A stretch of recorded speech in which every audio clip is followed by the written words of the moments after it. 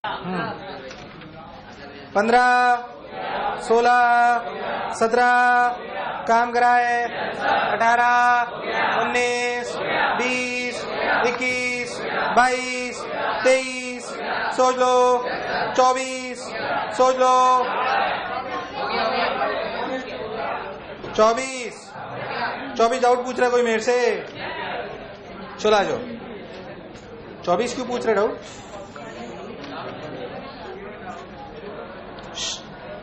A block of mass m placed on a smooth original surface is attached to a spring and is held at rest by a force P as shown. Suddenly the force P changes its direction opposite to the previous one. How many times is the maximum extension L2 of the spring longer compared to its initial compression L2 L1? वो जो भी change कर लेना उसको L1 लिया, क्या हुआ इसमें? P चेंज कर लिया तो पहले कितना कंप्रेशन था? P by K. L1 के लिए कितनी है? P by K. अब आपने बेसिकली इतने कंप्रेशन से फोर्स P लगाना चालू करा, तो जहां तक आप गए मान लो नॉर्मल लेंथ से L2 गए, कितने गए? L2. तो यहां पे भी वापस काइनेटिक एनर्जी जीरो हो गई, तो वर्क डन बाय P कितना हुआ? P into L1 plus L2. Yes और no? That is equals to initial final potential energy, that is half K L2 square plus final kinetic energy that is zero minus initial potential energy that is half K L1 square. अरे सही कराएगा सब? L1 पता है क्या आपको? L1 पता है क्या आपको? L2 निकला है क्या बताऊं? है? हाँ तो कोई बात नहीं ना, क्या दिक्कत है उसमें? अरे तुम बना लो, उसमें क्वाड्रेटिक बन गई तो क्या बहुत बड़ी बात है? क्वाड्रेटिक बनाया सवाल छोड़ दिया, आइटम हो गया.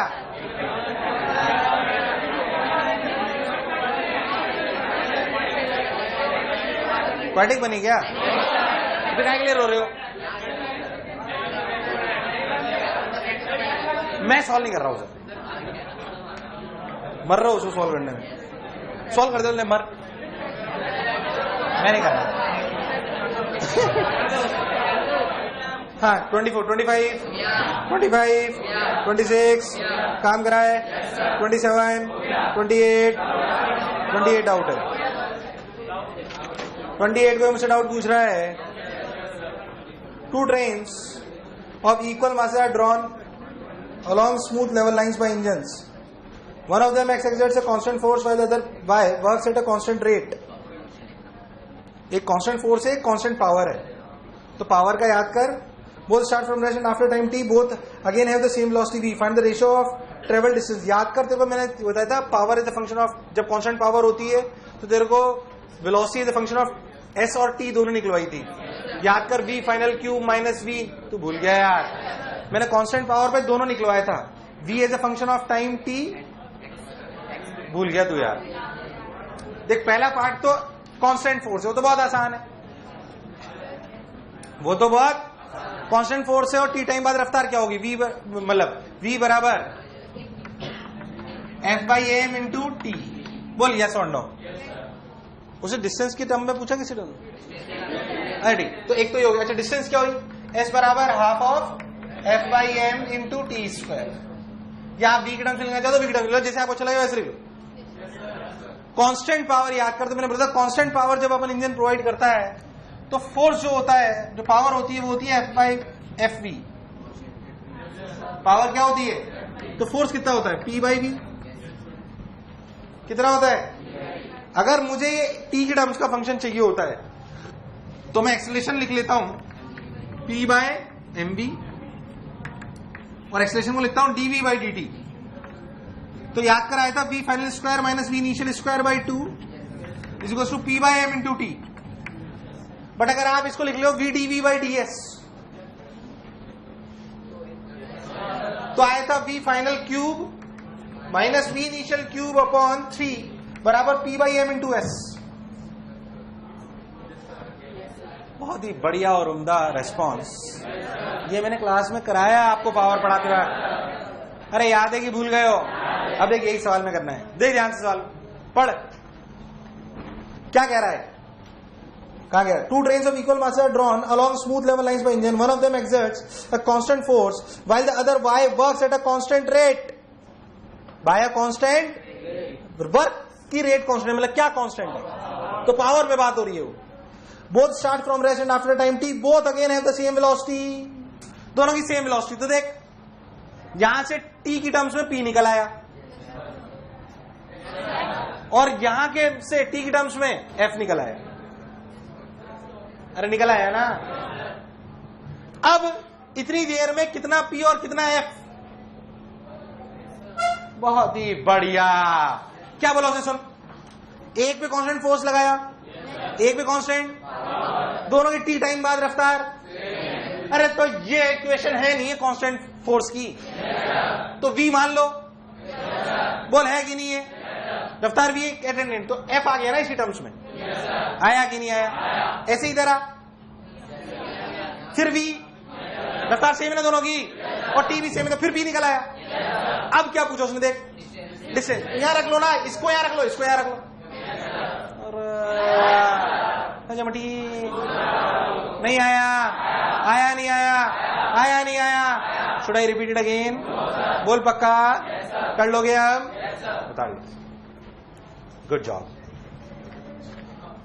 जमकी कलम राजा महोसी राजा मारया जो माजिया, देखें जरा इसमें कितना है दम, बच के रहना सनम मेरे साथ। आ जाओ, 28 हो गया, 29 काम कराए सबने, 29 30 30 31 31 डाउट पूछ रहा है कोई मेरे से, क्यों, वाई वाई वाई, अब force X square plus Y square I cap plus X square Y square J cap, X दोनों पार्टिकल पहले तो conservative non conservative, force conservative non conservative, हर बात के लिए अलग होगा, हर बात के लिए क्या होगा, तो बात की इक्वेशन डालते जो आता जाएगा, पागल होगा बिल्कुल ही। Find the work done by force F which moves the particle from A to C, A से सी चलोगे तो वाई बराबर एक्स है, तो वाई के लिए एक्स डाल दो तो कितना बन गया, एक्स की पावर 4 आई कैप प्लस वाई की पावर 4 जे कैप, तो इंटीग्रेट कर लो 0 टू ए, तो एक्स की पावर 4 यानी कि इंटीग्रेट करोगे तो आएगा ए की पावर 5 बाय 5, अरे हाथ हो गया। फिर था conservative non conservative, non conservative तो पाथ की जरूरत, तो पाथ की इक्वेशन डाल लो। अगर ए से सी, उसने यही समझाने की कोशिश करी है आपको कि देखो दोनों पाथ पे आंसर अलग आ रहा है कि सेम, या तुम्हें चमका, पहले तो तुम्हें एक मिनट, ये फोर्स कांस्टेंट नहीं है, ऐसा नहीं है कोई बहुत बेकार सवाल पूछा आपने मुझसे, ये फोर्स कांस्टेंट नहीं है, ये F x I cap plus F I J cap भी नहीं है, और एक परफेक्ट डिफरेंशियल भी नहीं है, इसका मतलब ये कंजर्वेटिव, क्या कंजर्वेटिव तो तीन ही टाइप के थे ना, मैंने आपको चीज बोल, वो नहीं है, यानी कि कौन सा फोर्स नॉन कंजर्वेटिव है, तो बात की जरूरत है। उसने पूछा ए से सी वाई बराबर एक्स, अब आई वक्त के साथ एक्स वाली टर्म डाल दो, तो वाई को रख दिया एक्स, तो आगे एक्स की पावर 4 आई कैप और वाई की पावर 4, अब आप वर्डन लिखोगे तो क्या लिखोगे, एक्स की power 4 d x plus y की पावर 4 डी वाई, इंटीग्रेट करोगे 0 टू ए, 0 टू, सही कर रहा हूं क्या, तो ए की पावर 5 प्लस ए की पावर 5 टू ए की पावर 5 बाय 5, बोल सही गलत, बोल यही आंसर है क्या, ओरल है, अरे है कि नहीं है, सही गलत तो नहीं करा मैं कुछ। अब along each of the path A B C, अब सुन, ए बी पे चलेगा तो वाई 0, ए बी पे चलेगा तो वाई 0, तो जुबा जुबा अबा, तो ए बी पे क्या वर्णन हुआ, ए बी क्या वर्णन हुआ, बी सी पे चला तो एक्स बराबर ए, यार तुम्हें नहीं आया, नहीं आया, नहीं आया, नहीं, अरे लाइन इक्वेशन बताया ना तुम्हें, मैंने घूसा मार देना तुम्हारे। क्या आप सवाल कर सकते हो या नहीं कर सकते, एकदम पक्का, सोच ले, 110%।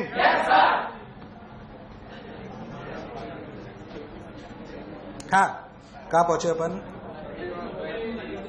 है 31 हो गया सबसे, 31 32 32 32 33 33, सोच लो एकदम पक्का, 33 110%,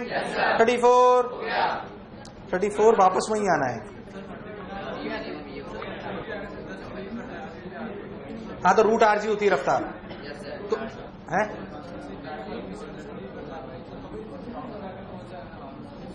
तो सी पे पहुंच रहा है, इसका मतलब वर्टिकल सर्कल कर रहा है, मतलब बॉटम मोस्ट पॉइंट पे रफ्तार √5 g/r है, तो टॉप पे 0 नहीं है, √g/r है। सी पे अगर आप पहुंच रहे, एक मिनट, सी पे पहुंच रहे हो मतलब वर्टिकल सर्कल कर रहे हो ना? वर्टिकल सर्कल कर रहे हो, इसका मतलब रफ्तार सी पे 0 नहीं है। नॉर्मल 0 तो वो आता है √g/r। जब बॉटम मोस्ट पॉइंट पे रफ्तार √5 g/r होती है तो टॉप मोस्ट पे कितनी होती है? पर एक जितनी ज्यादा रफ्तार सी पे होगी आप उतना दूर गिरोगे, बट सी पर पहुंचने के लिए मिनिमम रफ्तार कितनी होनी चाहिए? टॉप पे √g/r, टॉप पे √g/r। अब मिनिमम जो मिनिमम रेंज हो सकती है, क्या हो सकती है मिनिमम रेंज? वो कब होगी? जब सी पे रफ्तार क्या हो? कितनी हो? नहीं आया? आया नहीं आया? Should I take? हाँ 35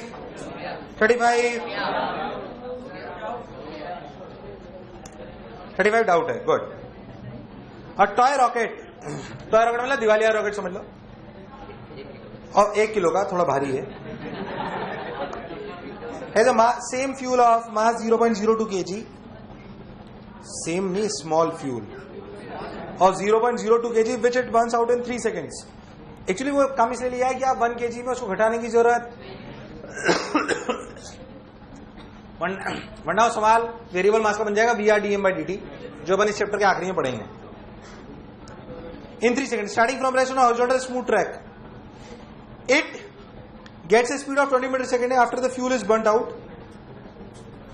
What is the average thrust of the rocket? क्या हुआ इसमें?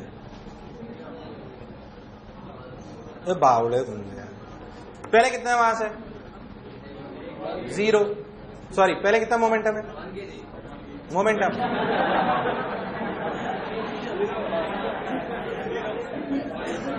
कितना मोमेंटम है? फाइनली 20। कितने सेकंड में आया? तो एवरेज थ्रस्ट निकाल सकते? अरे हाँ ना बोल, पीछे आंसर देख जरा, अरे देख तो सही। तो क्या बताऊं इसमें, मतलब शर्म आ गई मुझे। अरे इनिशियल मोमेंटम कितना है बे? फाइनल कितना है बे? तो चेन कितना हुआ बे? तो एवरेज फोर्स क्या हुआ बे? 20/3।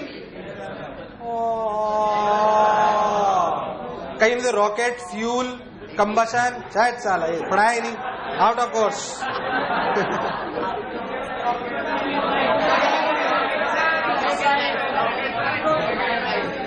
अब उसकी काइनेटिक एनर्जी आ गई हाफ mv², क्या गई? अब उसने पर यूनिट मास पूछा, तो काइनेटिक एनर्जी आई वो कितने फ्यूल में आई है? 0.02। तो एनर्जी तो काइनेटिक एनर्जी हाफ mv² आई ना? कितनी आई यार? तुम्हें नहीं आया? हाँ तुमने बोला रॉकेट साइंस है। तो एक्सरसाइज 4 प्रश्न नंबर 1, प्रश्न नंबर 1 लेवल 1, प्रश्न नंबर 1, 2, 3, 4, 5, 6, सोच लो, 7, काम कराए, 8, डर तो नहीं लगा? पक्की बात? ये ट्रिपली में 360 में से 360 लाओगे? संडे आते हैं, उसमें एक ही पेपर होता है, पेपर 1 पेपर 2 मिला के। प्रश्न नंबर 8, 9, 10, 11, पक्की बात 12, 13, 14, सोच लो, 15, 16, 17, 18, 19, सोच लो 19 हो गया। पक्की बात?